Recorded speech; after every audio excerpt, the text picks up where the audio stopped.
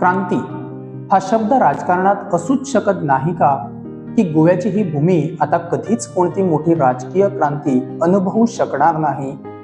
कालपर्यंत ज्या एका नावाने गोव्याच्या कानाकोपऱ्यात इथल्या मातीत आणि खास करून हजारो युवा तरुणांच्या काळजात क्रांतीची ठिणगी पेटवली होती, त्याच मनोज परबांनी ती सगळी धग, तो सगळा विश्वास एका झटक्यात विझवून टाकावा, शून्यातून विश्व निर्माण करावं, तसं त्यांनी एक पक्ष उभा केला.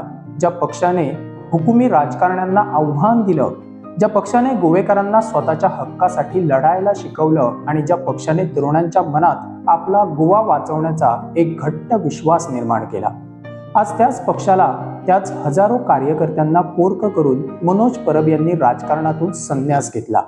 आयज हांव पार्टीचो प्रेसिडेंट म्हणून रेजिग्नेशन दिता, पार्टीचो फाउंडर मेंबर म्हणूनय रेजिग्नेशन दिता आणि हांव माझे पॉलिटिकल लायफ हे क्विट करता. थँक्यू. हा निर्णय, हा आघात त्यांचे हजारो चाहते आजही सहन करण्याच्या मानसिकतेत नाही. काळजावर दगड ठेवून अनेक जण आज स्वतःलाच एक प्रश्न विचारतायत, मनोज हे कितपत योग्य आहे? मनोज परबांच्या या अनअपेक्षित निवृत्तीनंतर गोव्याच्या राजकारणात एक भीतीदायक शांतता पसरली आहे. आता प्रश्न हा निर्माण झाला आहे की यापुढे गोव्याची जनता कोणत्याही क्रांती या शब्दावर किंवा अशा चळवळीवर कधीतरी विश्वास ठेवेल का? ज्यांनी गोवेकरांना बोलायची हिंमत दिली, ज्यांनी अभ्यासू वृत्तीने गोव्याचे ज्वलंत प्रश्न मांडले आणि जनतेच्या दारापर्यंत पोचवले, त्यांनीच असं रणमैदान सोडून जावं. पण या सगळ्या विनाशाचं मूळ कारण काय? कारण आहे त्यांनीच उभी केलेली क्रांतिकारी माणसं. असं कारण मनोज यांनी पुढं केलंय. एका काळी निस्वार्थीपणे फक्त गोवेकरांच्या हक्कासाठी आम्ही एकत्र आलोय असं म्हणणारे आज पक्षावर, पदावर हक्क गाजवायला निघालेत. ज्या सत्तेचा आणि पदांचा त्यांना तिटकारा होता, त्याच पदांच्या मोहात आज काही जण अडकले की काय? आणि कदाचित याच अंतर्गत राजकारणाला, याच स्वार्थाला कंटाळून मनोज परबांनी स्वतःचा पक्ष, स्वतःचं राजकारण या सगळ्याचा त्याग केला, असं पक्षाच्या नेत्यांनी सांगितलं. रात्रीचा दिवस करून स्वतःचं घरदार, कुटुंब विसरून ज्या विचाराला त्यांनी रक्ताचं पाणी करून वाढवलं, आज त्याच विचारांना अंतर्गत फितुरीचे डाग सहन करावे लागतायत. ही गोव्याच्या इतिहासातील सर्वात दुर्दैवी गोष्ट म्हणावी लागेल.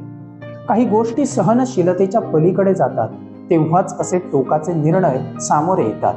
आम्ही गोवेकर सुद्धा किती पडमूर आहोत ना, की सगळ्या राजकारण्यांना एकाच माळीत गुंतून मोकळे होतो.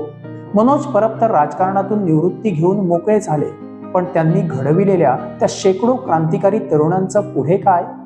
वयाच्या अवघ्या 18 ते 22व्या वर्षी ज्या तरुणांनी गोव्याच्या बड्या बड्या बालाढ्य राजकारण्यांना प्रश्न विचारून घाम फोडला होता, ज्यांनी स्वतःवर पोलीस केसेस अंगावर घेतल्या, करिअरची पर्वा न करता समाजकार्य केलं, त्या तरुणांचं भविष्य आता काय? त्यांना आता कोणाचा आधार?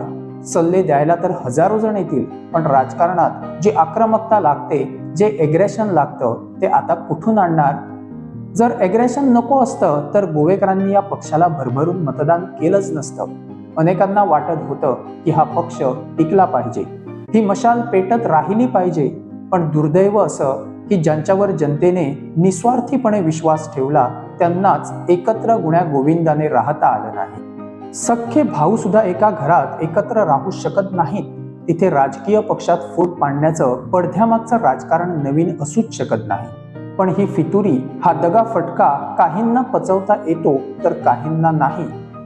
या पक्षाने गोवेकरांच्या काळजात जी मशाल पेटवली होती, आज ती मशाल तर सोडाच, पण त्यांच्या उंबरट्यावरचा दिवा सुद्धा वाऱ्याविना विझतोय की काय, अशी भीती आज प्रत्येक कार्यकर्त्याच्या मनात सतावत असेल.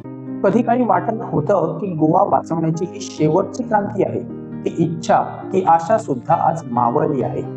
एका खऱ्या नेत्याने अनेक नेते तयार केले, पण आज ते सगळे नेते पोरके झाले.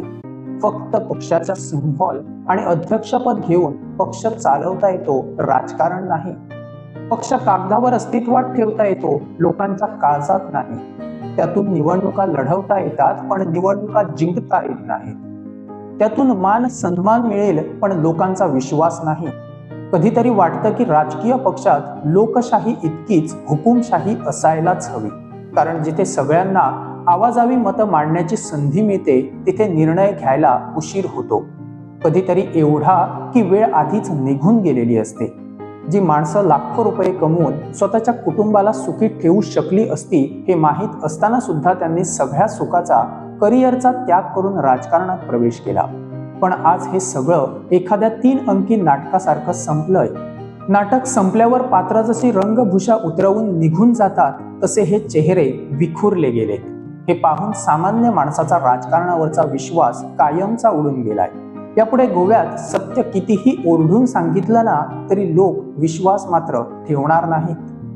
जर रेव्होल्युशनरी गोवंशच्या या क्रांतीला असा ब्रेक लागू शकतो, जर क्रांतिकारी सुद्धा पदाच्या मोहात पडू शकतात, तर मग राजकारणात काहीही होऊ शकतं. उद्या जर प्रत्येक मतदार फक्त स्वतःचा स्वार्थ बघायला लागला तर त्याला दोष देता येणार नाही. या पक्षात नक्की काय अंतर्गत वाद आहे, त्याचं मूळ कारण काय? आज जे काही सामोरं येतंय ती फक्त एक बाजू. दुसरी बाजू समजून घेणं ही तेवढंच महत्वाचं आहे. ती बाजू कदाचित आज ना उद्या गोव्यासमोर येईल, पण तोपर्यंत वेळ मात्र कदाचित कायमची निघून गेलेली असेल. पण या सगळ्यातून एक गोष्ट मात्र सूर्यप्रकाशा इतकी स्वच्छ आहे. मनोज परब यांच्या या राजकीय संन्यासानं त्यांनी पेटवलेली ती धगधगती क्रांतीची ठिणगी गोव्यात तरी कायमची विझली.